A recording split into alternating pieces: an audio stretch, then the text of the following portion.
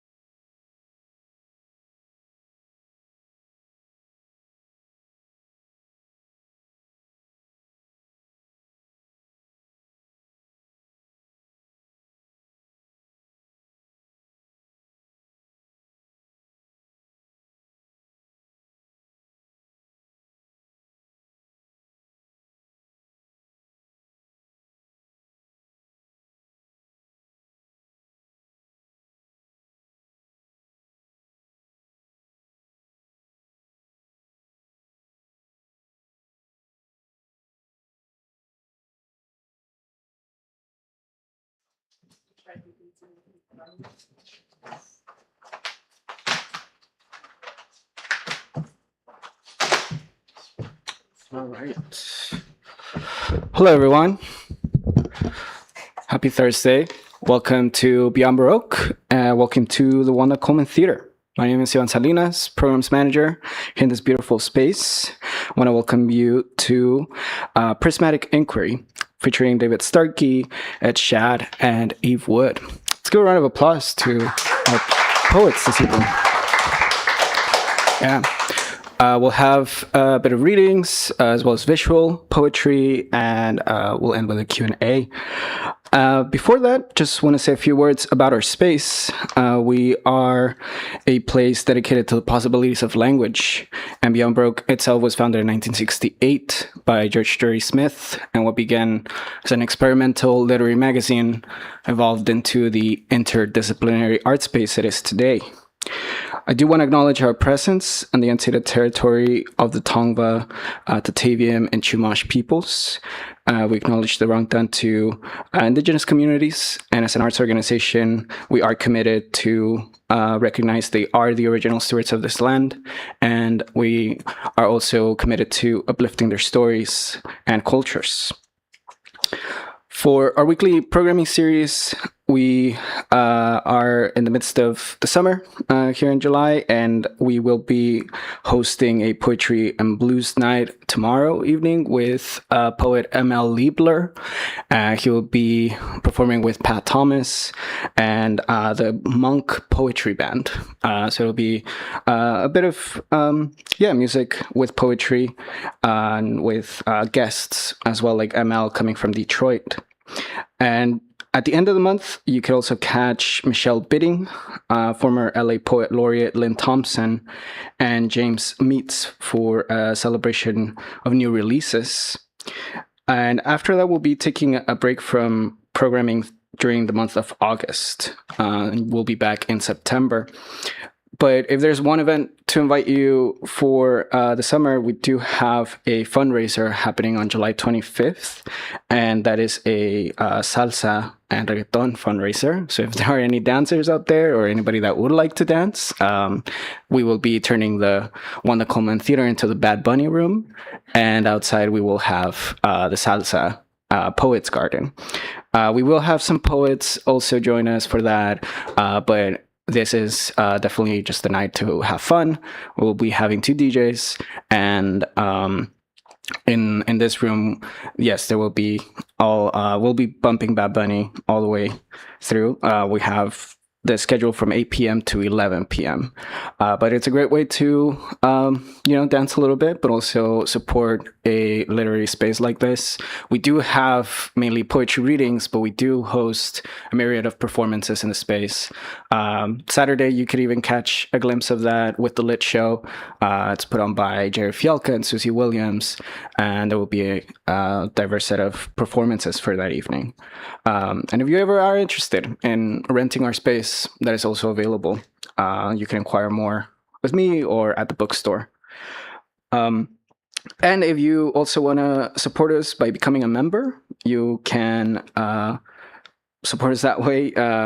Memberships start at $75 with discount prices available to students. And by becoming a member, you get access to events for free, discounts on our merch, and our bookstore as well on selected titles. Lastly, a big thank you to the Beyond Baroque team. We have Eric Alberg in the booth handling our audio and visuals. Jimmy Vega, executive director, and in the bookstore we have Genesis Perez. And behind the scenes, there's Rhiannon, Grace, Anacapa, and Jody, all who make this wonderful place run. Yeah, let's give them a round of applause. But all gratitude as well to publisher of DoppelHouse Press, Carrie Patterson, who's in the audience tonight, and Bria Purdy, who also helped us organize this reading. Shout out to Rome. Okay, so to start off with the evening of readings, we're going to first give the mic to Ed Schad, who is a curator and publications manager at the Broad in Los Angeles. He's curated and written publications for large traveling surveys of the work of Robert Terrian, Michelini Thomas, William Kentridge, Takashi Murakami, and Shirin Neshat.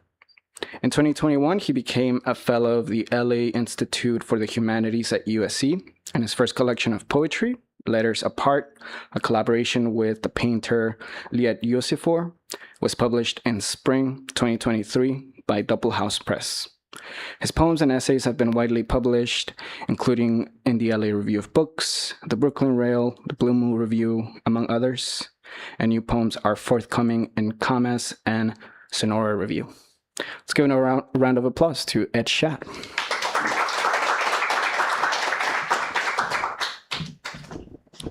Hi, everybody. Thank you for coming. We were sitting on the side, and we were thinking about this term, prismatic inquiry, which has brought us here tonight. And I guess as an introduction to that, I guess what that means to me is that when I think about history, or I think about the way that events carry themselves through time, typically that is through the work of artists. When you go to Dublin, you go for James Joyce. When you go to Buenos Aires, you go for Borges. You don't go for politicians. You don't go for a lot of the people that consider to drive history. You go for the people that interpret history, that bring it to life. And so this reading tonight is based in several artists that I've worked with and that I love, and that it's a way for me to sort of get at that idea, get a way to process events that happen in time, happen to me. I did want to mention briefly before I start that the collection, Liat Yosifor is here tonight. This is our collection, Letters Apart. Liat would send me an image that she made during COVID, and I would write poetry about it. I'm actually not going to read any from the collection, but I will read a couple of new poems that are based on Liat's work. So I just wanted to preface that. We have the first image.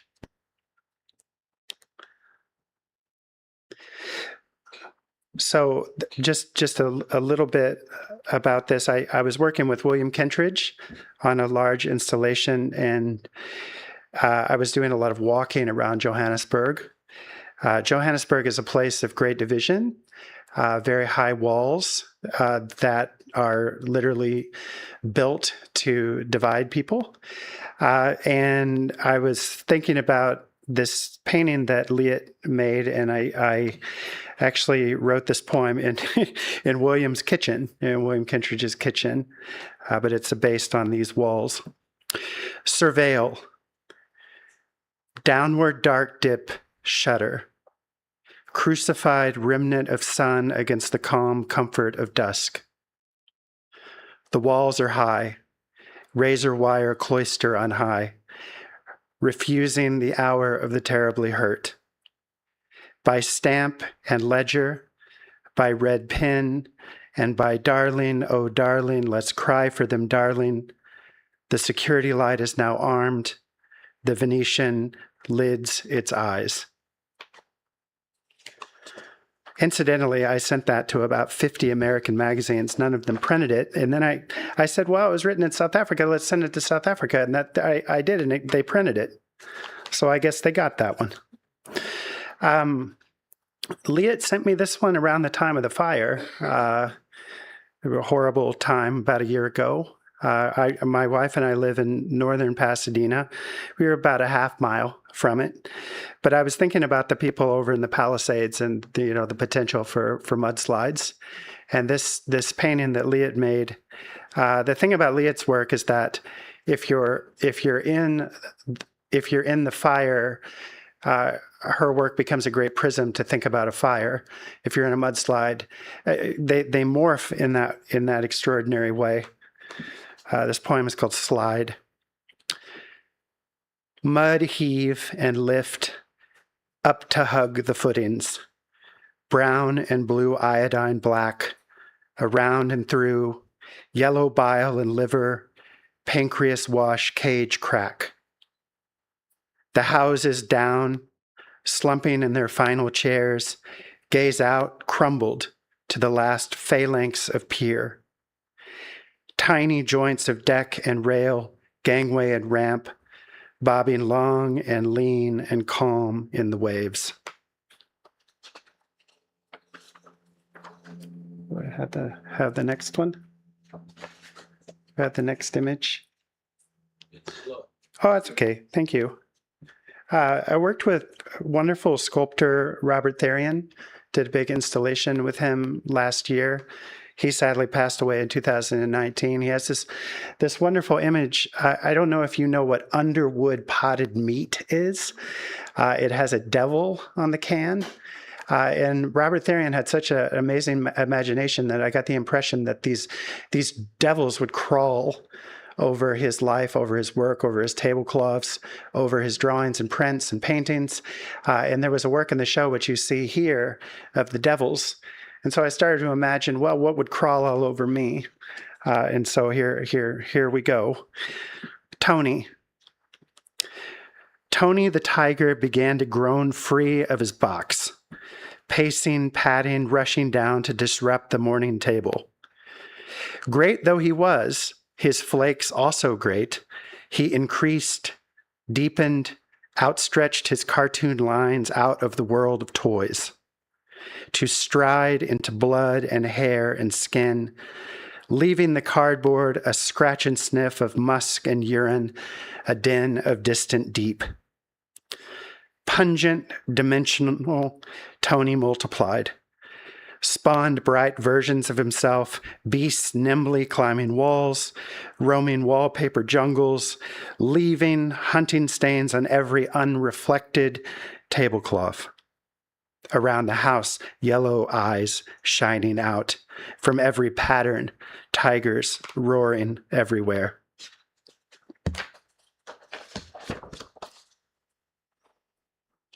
The weird thing about working with art is sometimes you go to a museum where they won't let you take a photograph. This makes me very upset. I think that people should have their own aesthetic experiences of things, and they should look at art any way that they want. But I was in Japan with my wife on Naoshima, and I'm not knocking Naoshima. I love a wonderful, wonderful place. But there's a museum of Li Yunfan, one of my favorite artists. And you weren't allowed to take photographs, so I guess the regulation worked because I got a poem out of it. So each of these little sketches, you couldn't even sketch. You couldn't even do a drawing of the Li Yunfan painting like you could. Anyway, so I had to make do, and here's the sort of record of that. A gallery of paintings by Li Yunfan where neither photography nor sketching were allowed. 1. The freighted thud of a rock hitting an ice-sheeted pond. No crack. White shavings lay in sundry mud and leaves thrown off rock at impact. The rock will stay all winter on the surface and casually slide down into the deep with the melt.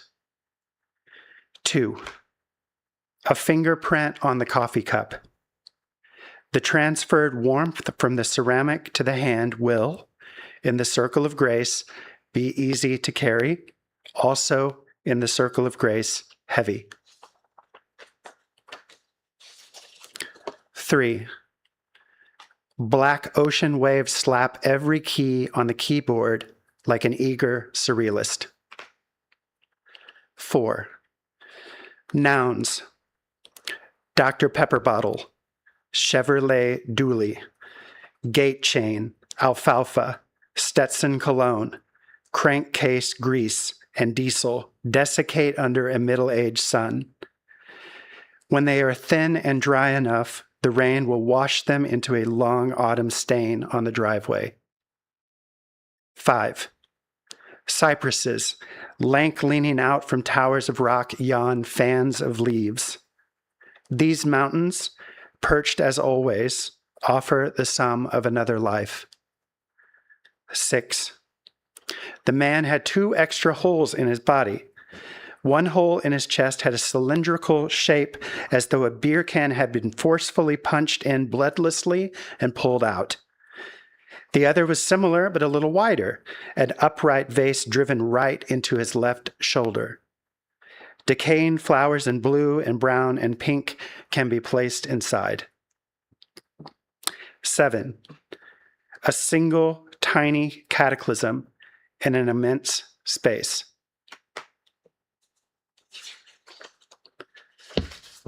So the last poem is a little bit longer. Probably take me about 2 minutes to read, but I've never published it because I fear it's a little bit plagiarized. And let me explain what that means. My favorite poet is Czesław Miłosz, the Polish poet. I'm addicted to his words. And when I grew up, I went to a Catholic church which had a Polish priest named Anthony Gajda.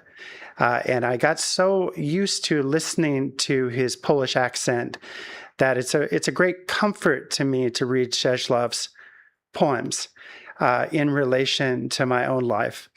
And so as a preface to this, sometimes history is so close you kind of have to deal with it, and sometimes you don't always have a good way of dealing with it. I come from an area in Texas that's responsible for the largest public hanging in the history of the United States. It's called Gainesville, Texas, and the incident is called the Great Hanging, where a lot of farmers were put on kind of a sham trial and then killed over the course of a weekend because they were thought to be aiding and abetting the Union Army. So I sort of came into contact with that reality in my own life and my own sort of being caught in that net, in that network. And the only form I could come up with to handle this was to use the structure, but not the words of Campo de Fiori by Czesław. So here we go. In Gainesville, on a creek bank of grass softened by evening, people line up, hands out for shaved ice and syrup. A kind lady grinds the block into rainbowed cones. Smiles from bright children hope for her quick finish. On the same lawn, they hung 41 farmers, 14 2 by 2 on day 1, 19 the same way over the weekend. The charge, the mob rumored, was aiding the invading Union Army, and now snow cones on a quiet Friday in May. I arrived at this little spur of the larger Elm Fork River after a daylight rosary from my departed grandmother. Marty Robbins and Johnny Cash played to commemorate her hard life and her hard glare, both to lead a Texan to Jordan's shores. So her beliefs were affirmed by lap steels and guitar picks, and thoughts of her righteousness, a spirit of handed-down Bibles, lurked later around the old memorial, with those mossed-out names on hastily chosen marble, standing short for a tree cut down. I thought there must be some sort of moral in the gathered echoes in the parlor, our singing, our chanting, diligent mourners in pain. And someone else perhaps will hate these hard country hearts, always waiting in whispers for an invasion that never comes. When we crack open, slave owners and prophets, abolitionist Catholics, colonialists, and thieves tumble out and take the nearest field. We are also nurses and teachers, and white-sheeted men also burned crosses on our lawn. But that day, I thought only of the menace of the heart, of how wherever I live, I hold the power of laced paradox in me. I love these people. Their songs still work in my soul. I declare my life our life freighted with sin, local and worthy. My relatives lifted Hail Marys and Our Fathers to work like smoke over the casket of Our Lady, and chatted briefly about other current things, leaving the past to sit out of view like a troubled child. Those who died here, in the South, separate from the South, so too assumed purpose in this humid town. Grass softened with light, birds taking off at late day, their relatives also in the ground, their vigil lanterns also lit. Thank you.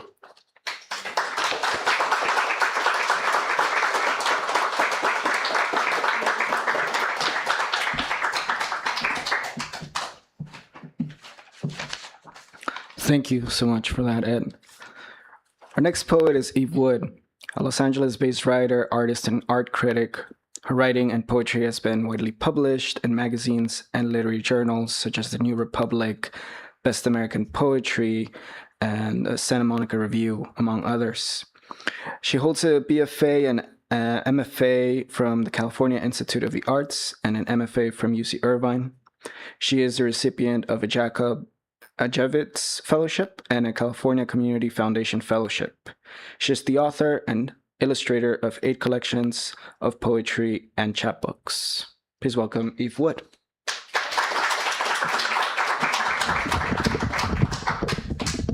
Thank you very much. Thank you for being here today. Thank you, Ed and David. It's a pleasure to read with you. This is a book that my book that just came out in April with DoppelHouse, Diane Arbus Goes Shopping. It's actually a compilation of 4 of my books written over the last 35 years. Obviously, I'm not going to read all of them for you, but I am going to read from one, which is, they're persona poems. So they're written in the voices of historical figures. And I'm going to be reading from A Cadence for Redemption, Conversations with Abraham Lincoln. When Donald Trump was elected president the first time, I was deeply troubled, to put it mildly, and now I'm even more troubled, but that's a story for another day. I started thinking a lot about a president that I would actually like to talk to, someone who actually had a brain. And I've done a lot of extensive reading about Abraham Lincoln, and he's a fascinating human being and a fascinating character. So this book was written as a conversation between Abraham Lincoln and a middle-aged woman in Los Angeles trying to figure out what the hell is going on in the world.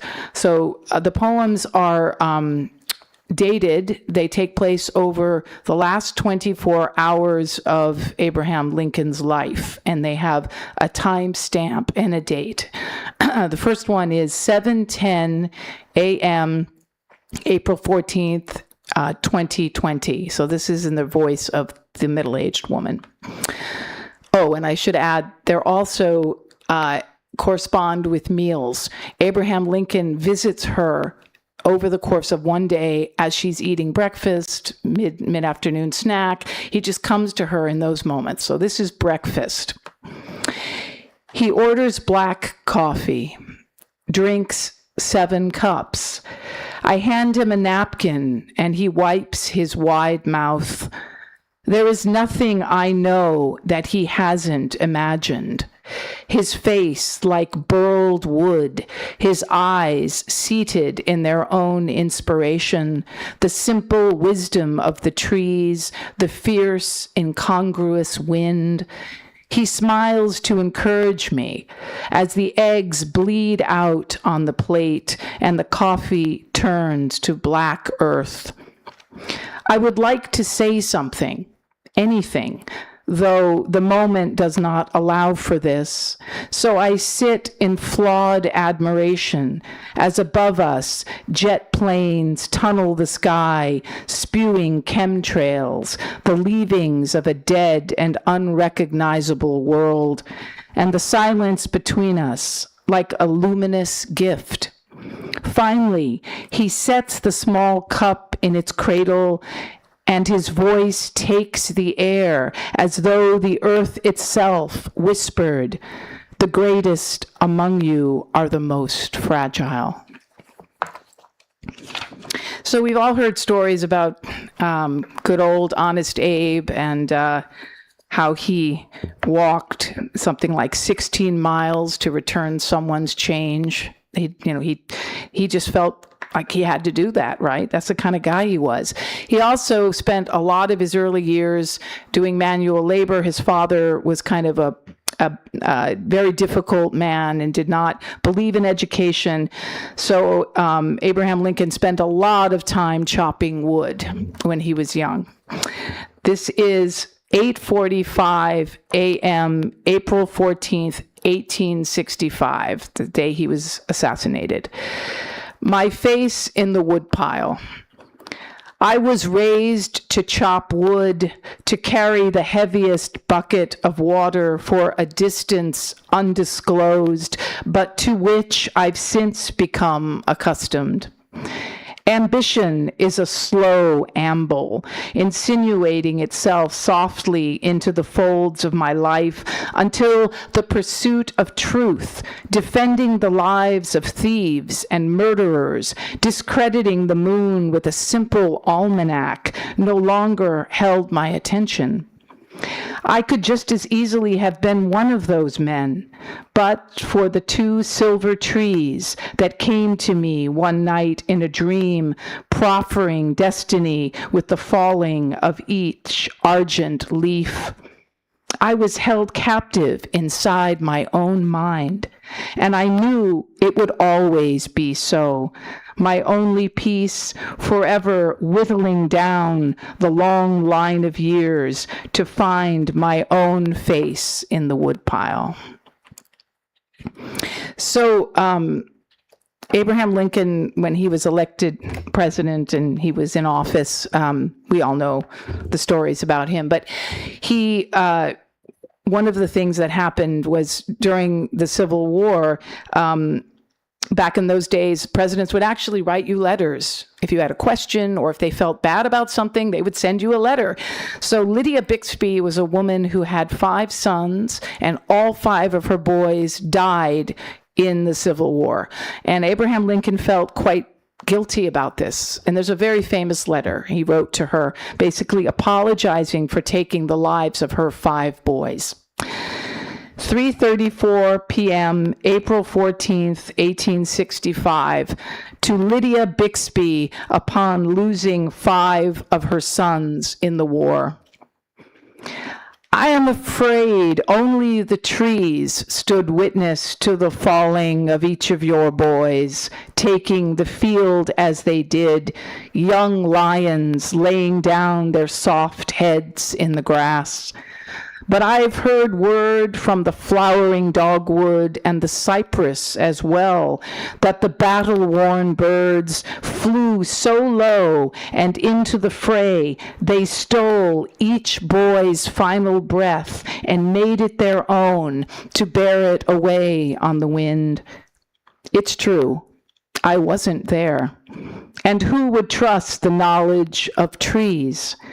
But step outside on any wind-swept day and make their breath your own.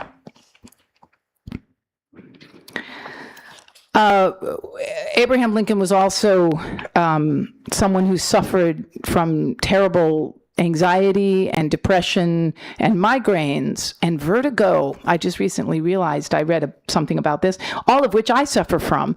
So I kind of have a soft spot in my heart for him for that reason as well. But he took quite a lot, felt a lot of guilt about the 600,000 young men that died during the Civil War. 4:31 p.m., April 14th, 1865, in advisement of the human soul. What is courage? Does a man wake to it suddenly, aware one day that an eagle, unlikely and ill-advised, extends its wings the entire length of his soul? What is goodness? Does it take root over time, like music, softly lulling the heart toward its better intentions? What is kindness but all the windows in the house blown open? Or patience, that friend who sits at your bedside long after the tremors have passed? Why are all the essential human qualities busted open and bleeding out on the streets of our cities? Was integrity only ever a fever dream, the one I kept to myself for too long? Can you imagine Donald Trump's thinking that? Oh, no. Okay, so Lincoln was married to Mary Todd Lincoln, and I'm sure I was talking to my students recently, and I mentioned Mary Todd Lincoln, and they said, "Oh yeah, there's a play on Broadway about her, right?" So but yes, there is a play on Broadway, Oh Mary. But she was a very complicated, interesting, and I think under-recognized, and someone that really, her story was never fully told, in my opinion. She also suffered from debilitating anxiety, and she lost she had 4 sons, and 3 of them died during her lifetime, as well as her husband. So you can only imagine. She came by her anxiety, honestly, in my opinion. To Mary Todd Lincoln, my apologies. Tonight, there's no movement. Oh, I'm sorry, 631, April 14th, 1865. To Mary Todd Lincoln, my apologies. Tonight, there is no movement beneath your door as I stand in wide-eyed, ignominious delight of nothing and of no one but you. Now I understand how the wolves chart their lives by the moon, setting the tenor of their hearts to a burgeoning aperture of light. You are waning, and dark as I am, I come once again to sit beside you, shuddering, immersed in the din of my blood, so brutal and alone, a scarce half-made-up man seeking justice. It's a wonder you are here at all, harangued by ghosts and the unsullied lives of the children who've gone on before you. But this is a love poem, Mary, not a chilly approximation of despair. And because this may be as close as I will ever come to voicing the strange admonitions of my heart, listen as I whisper at your perfectly closed door that my darkness is the singular scoundrel of my life, absorbed as it is in the light which is yours. And the last poem I'm going to read is, the title is the actual date and time, 10:26 p.m., April 14th, 1865. Abraham Lincoln was assassinated a couple of hours earlier. The assassination took place, but he lived until the next morning. You know, he was brain dead, but he was actually alive until 7:10 that next day. So this is right after the bullet entered his brain. Like everyone else, I heard the popping seconds before my own shuddering blood closed me down. My dream of flying over the ocean faster than the speed of light unfurls, and suddenly there I am, floating over the banister and into the belly of the Ford. Below me, the frozen moment cracks open, the heavy barrage of scented flesh as people scatter, women dropping painted fans and men falling forward. My coattails vanish, and the sinister weight of my head turns to air. Like a struck doe, Molly wails, her grief no longer my concern. Somewhere deep in the bowels of the theater, a small but luminous breach begins to pulse with light. You all know how I entered, but where in God's name have I gone? Thank you.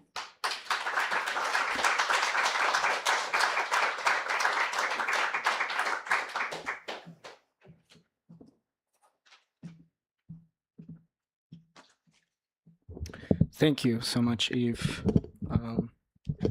Yeah. Well, I'm sure Lincoln was also concerned about election integrity and all these things. So we'll see what nightmare is out there after this reading, waiting for us. But thank you for that, Eve, and great concept to the book, and illustrations are great too. Our next and final poet is David Starkey, who served as Santa Barbara's 2009 to 2011 Poet Laureate, Emeritus Professor and founding director of the Creative Writing Program at Santa Barbara City College. He's currently co-editor of Anacapa Review and the California Review of Books, and publisher, co-editor of Gunpowder Press. More than 500 of his poems have appeared in literary journals such as American Scholar, Georgia Review, and Southern Review. His most recent books of poetry are You, Caravaggio, The Moon Shall Not Give Her Light, and Tell Me Why. His textbook, Creative Writing, 4 Genres in Brief, is in its 4th edition. Round of applause for David Starkey.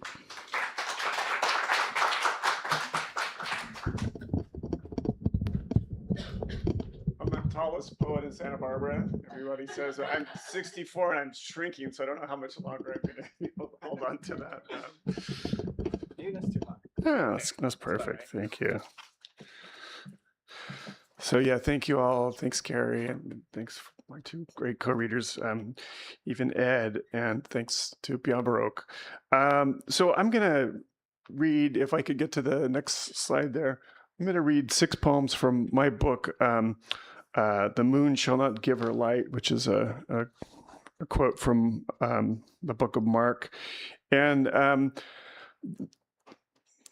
my take into the prismatic inquiry and history is kind of a odd one, I think. Basically, I've spent a good bit of time in Rome, and I'm always fascinated by Renaissance and Baroque paintings and how weird they are. They're just so fucking weird. And so that inspired me to write the poems in this book, which is basically the life of Jesus. And then I wanted to have some illustrations in there. I wasn't sure what to do. Then I talked to my friend, Rafael Pereira de la Cabada, and he was willing to do 6 Conte crayon drawings based on my poems, which of course are based on these paintings, which are based on the Bible. So, and is it a historical event? Is there a historical Jesus? I guess that's what Elaine Pagel says. Anyway, it's an interesting combination because I'm an atheist, and Raphael is, I don't know if he's watching, but he's quite a devout Catholic. So his drawings, I think, kind of pull my poems back into the sacred, into the mysterious, which was something that I was trying to dive into, but my own voice is always kind of questioning and sardonic. And so that's what you're going to get. And if we could go to the first of the drawings. So I'm going to kind of go from the Annunciation here, as you saw in the previous slide, to close to the crucifixion. The Annunciation. Mary puts down the book of religious poems given to her by Joseph, her chaste and ancient husband. It was boring anyway, and stares into the evening sun. Love, she feels, will never find her, only duty and long suffering, and she so young, so beautiful. The cooing of a dove makes her turn her head. She's blinded momentarily as a feather falls from heaven. She closes her eyes and can see an angel with wings as wide as the road from Jerusalem to Nazareth. He's handsome too, golden-haired, strong chin, full lips, the sort of man she'd hoped to marry. And though he confirms her life will be little but obligation and tragedy, he tells her it will be lived in service of a life, of a love so vast, the world itself will worship her. She smiles, nods her assent. When she opens her eyes, he is still there. She blinks. No, he's gone. And the next image, the Nativity. Despite all the hubbub around her, cattle lowing, census takers pounding on doors, midwives hurrying to and fro, the noisy arrival of shepherds and wise men and angels puffing on their golden horns, she is alone when her child is born. He slips from her womb like a letter dropping from the cut end of an envelope, neatly folded and full of news. Her heart, however, is allowed only a measured number of beats to savor his otherworldly tranquility before the world intrudes and claims him as its own.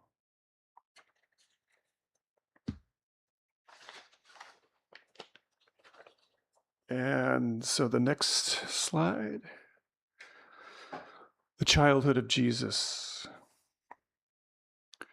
His is not a literary household with codices and scrolls abounding, scholars of theology lecturing on the Torah. No, his formative years are spent among lambs and doves, miters and mallets. Yet he seems to absorb wisdom the way a beach bum soaks up the sun. A mama's boy, he continues nursing long after others his age have been weaned. The oddity of his birth tethers him to her the way a circus freak sticks with his caravan despite its cruelties. The world beyond is even more wicked. His father focuses only on the task before him, carving and sawing, chiseling at whatever pays. Years pass, angels always loitering nearby, like tough kids on a street corner, slouching, whispering, ready for anything. The next poem is from a kind of odd episode in the Bible, usually referred to as Supper in the House of Simon. Wine bibber, lover of meat, Jesus can't refuse a chance to drink and break bread with a wealthy Pharisee. Dinner is sufficient, but the evening's centerpiece is the Magdalene's arrival, weeping as she kisses his feet, lavishing oil of spikenard on his dry soles. Simon says the money used to fill that alabaster jar with pricey ointment would have been better spent on the poor who swarm outside his door like bacteria rushing to a cut. Jesus disagrees. He likes the feel of the Magdalene's long blonde hair as she dries his toes. The other guests have paused to listen. There's a parable in there somewhere.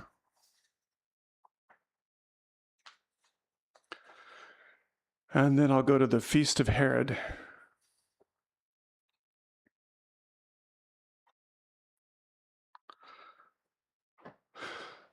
Salome has never danced so well as the evening her mother commanded her to enchant the king. In the prison courtyard, Salome watches as the Baptist is brought before her, filthy, bound, a loincloth his only covering, not cowed exactly, but certainly not proud. The executioner's broadsword fails to do the business, so he unsheathes his misericordia and finishes his work like a carpenter hacking at a piece of knotty wood. The bloody, bearded head deposited on a silver platter, she adjusts each of her 7 veils, reacquires her seductive smile, and turns toward the banquet where her mother waits at table, famished, her arm around the king. And then the last one I'll do is Ecce Homo, behold the man. The raucous crowd applauds as Jesus is invested with a crown of thorns, a reed for a scepter, a robe as scarlet as the blood speckling his face and arms. Like a cancer patient in an oncologist's office, he stares impassively at the pain that lies ahead. The diagnosis has been made. All that's left are the hours to be endured. The rabble's blighted to, of course, rheumy eyes, carbunkled noses, gap-toothed leers. He can smell the rot coming from them, despite the rose-scented water dripping from Pilate's hands.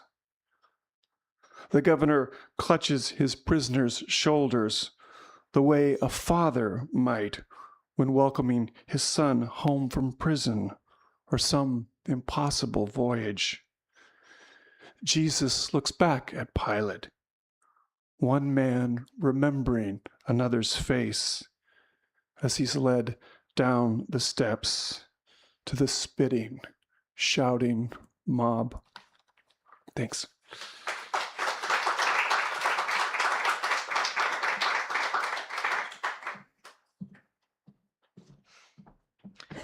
Round of applause for all our poets this evening.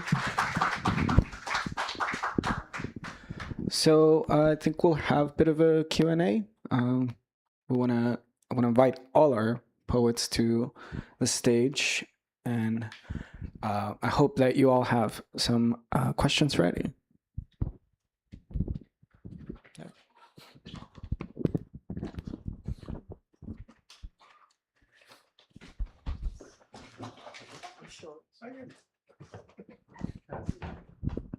There we go.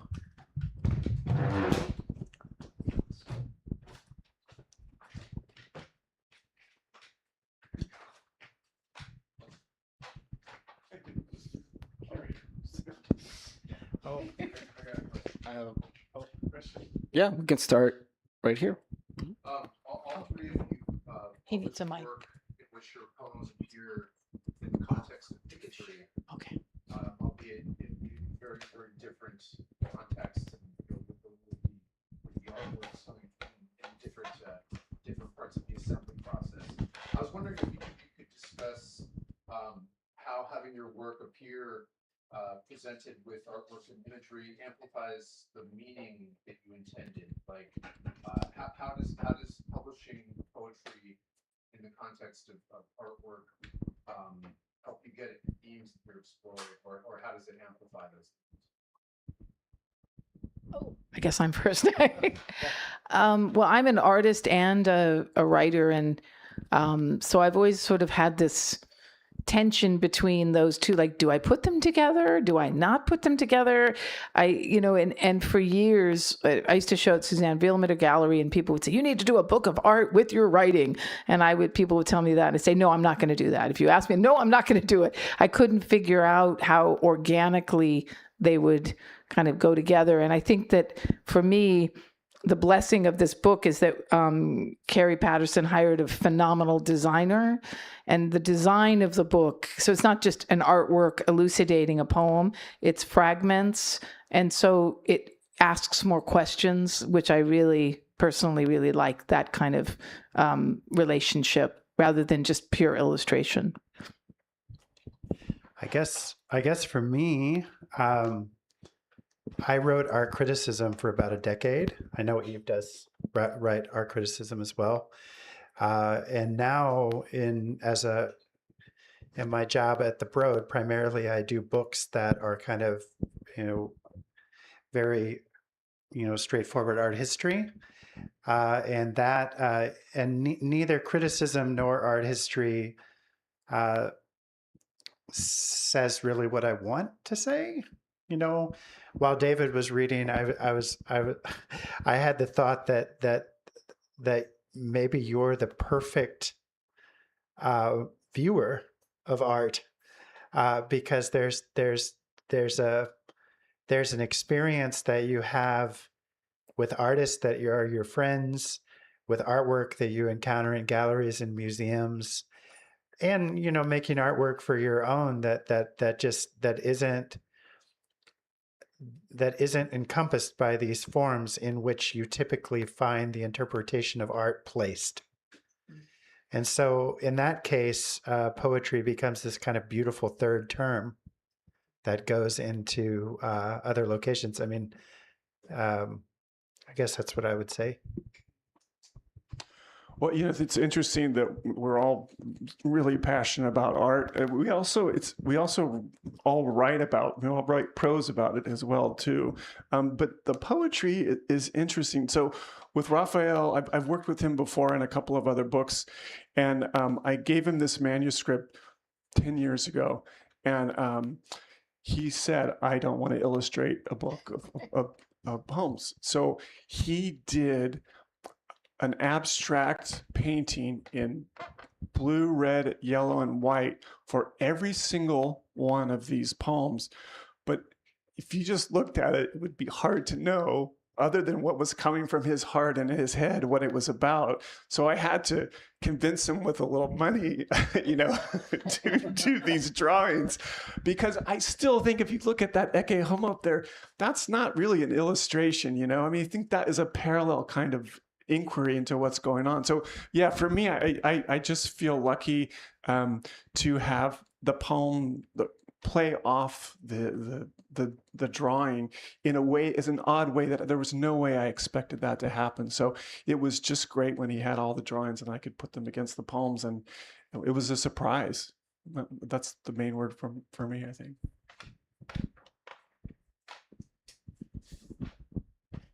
Yes. There's such a thing as a collaborative poet.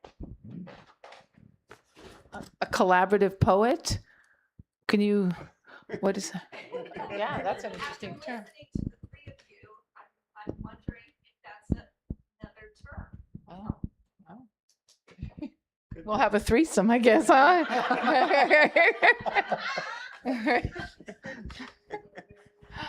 I don't know. It's kind of, I guess, to be kind of weird about it. It's kind of, what's the old chestnut that all movies come from other movies and all poems come from other poems. And, I think one of the things about poetry is that it really is, the acceptance of other voices into your own. And in a lot of ways, all poems are collaborative. I kind of had that thought. It would be very, very difficult for me to even imagine even starting to do what Eve does. Like imagine taking someone's voice, whether that's Virginia Woolf, or whether that's the wives of Henry VIII, or whether that's Abraham Lincoln, and merging their sounds, the content of their lives into your voice. I mean, that's a collaborative project, right? It's actually, yeah, you're right. It is.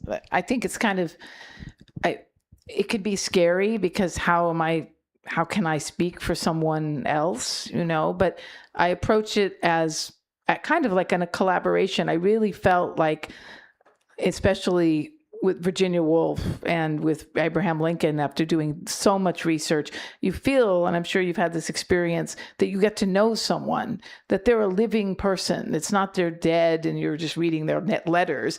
They're alive somehow.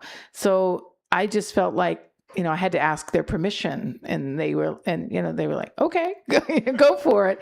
So I felt like that in and of itself was sort of a collaboration with them from the grave in a weird way. I don't know how else to describe it. And they can't say no because they're dead, Right. Well, Virginia Woolf was very adamant about certain things, as she always is. Well, so my previous book is Caravaggio, which is of life in poems of Caravaggio from his birth to his death. And so this was a really similar project, but albeit one I'd started much earlier. I mean, the collaboration is with, for me, with the myth, and with the different interpretations, as you're saying. There's no new interpretation without a previous one, and I, as coming from a non-religious household, I really kind of learned about art by looking at these paintings in Rome over the course of 15 or so years, and that was my collaboration, was with these Renaissance artists who were interpreting the Bible in these very kind of standard ways that for whatever the time period was. It's an interesting question. I don't know if we answered it or not. That was great. I'm just throwing out things, fire just puts into the pond. I had a question. Can't I see. really loved work all about the Bible and all this stuff, and the atheism that is how you felt. I don't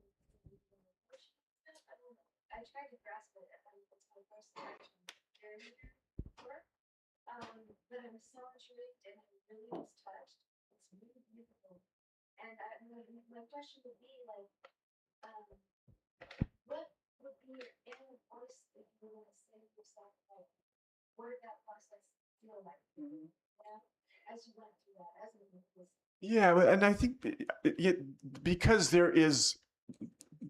I think Jesus deserves a lot of respect. Jesus, not necessarily people who have interpreted his ideas. So I did feel a little bit of that Virginia Woolf thing, like, don't do this. Like, this is a bridge too far.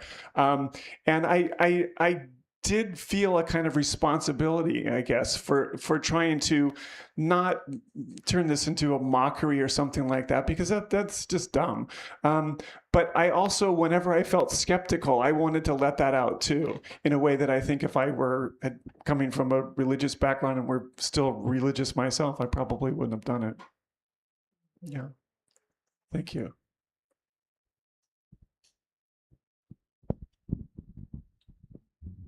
I think more personal level, it's just we saw three different, very different styles of art, and just wondering what your own interest in visual art is, even in your formative years or younger years. There's a specific set of artists, movements that spoke to you as much as poets, writers are speakers. Go first. Or... Okay. I'm sort of wildly promiscuous when it comes to my taste in art. I mean, my job at the Broad Museum, I primarily work with living artists. I love going to artist studios and talking to them and understanding how they think. Navigating their craziness is very exciting for me. But like David, I mean, I fell hard in Rome, looking at the churches and museums in that city, but kind of all over the place. Like I just went to Switzerland, and now I'm staring longingly into Swiss landscape painting from the late 19th century, looking at like Kurt Switter's collages for the first time seriously. And it seems like every every 3 or 4 months, like I have a new mania. It's kind of how it works, I guess, for me. My favorite job. Yeah. I had a class in modern art at UC Davis where I was an undergraduate just before I spent my final year abroad. And that was like the opening for me into the world of art, because then I went to Europe and I saw all these paintings that I'd just been studying. But I think I also am pretty promiscuous. I have way too many catalogs in my closet there. I think they're going to crash down pretty soon. And that's partly because that's what you do. You know, I want to preserve this experience in the book. And so that's whatever I've seen most recently, I guess, is probably what I might be most passionate about. Well, I am an artist. I make art and I show art. I'm represented by Track 16 Gallery, and so I went to Cal Arts, and I started off making art when I was 10. You know, making films and then writing poetry at the same time. And I think I've always been immersed in it. And my father is a TV writer, and I was always, you know, kind of encouraged to see art. And I teach art. My entire life is art, basically. I teach at Cal State Northridge. I teach art history. But for me, I don't know if anybody knows anything about Cal Arts, but when I went there, they said painting is dead. It doesn't exist. You can't even look at it. You can't even talk about it. You know, it's a thing of the past, and you know, it's all about new thought and Michael Asher school of everything is crap until I say it isn't kind of thing. And it was just a very different kind of. So when I left Cal Arts, I had to relearn art. I had to go and look because they didn't teach the old masters. Like, you couldn't get that at Cal Arts. So I had to kind of teach myself all these things that I hadn't gotten at Cal Arts that I probably would have gotten at a 4-year more traditional school. So I had to relearn, Caravaggio and all of that. And I was like, why didn't they talk about this in Santa Aguilita's art history class? Like she mentioned him maybe once, but there was mostly a focus on modern art and contemporary art, and that was all we talked about. So I had to relearn that, which is now I'm so glad that I've sort of self-taught in that way. So I don't know if that answers the question, but okay,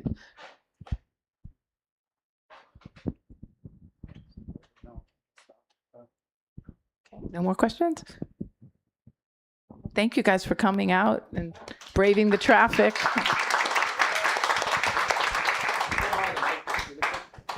Yeah.